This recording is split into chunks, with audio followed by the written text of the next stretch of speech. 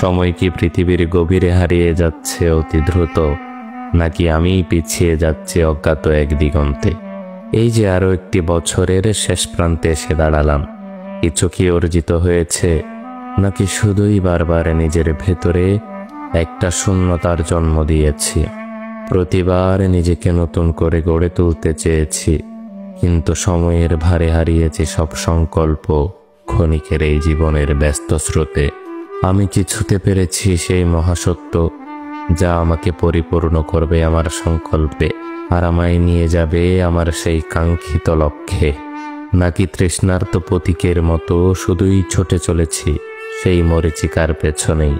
তবে প্রশ্ন সময়ের নয়, প্রশ্নটা হলো, আমি কি সময়ের গল্পের কোনো অনুচ্ছেদে নিজেকে খুঁজে পেয়েছি, নাকি সময়ের প্রবাহে ভেসে গিয়ে নিজেকে ভুলে বসে আছি?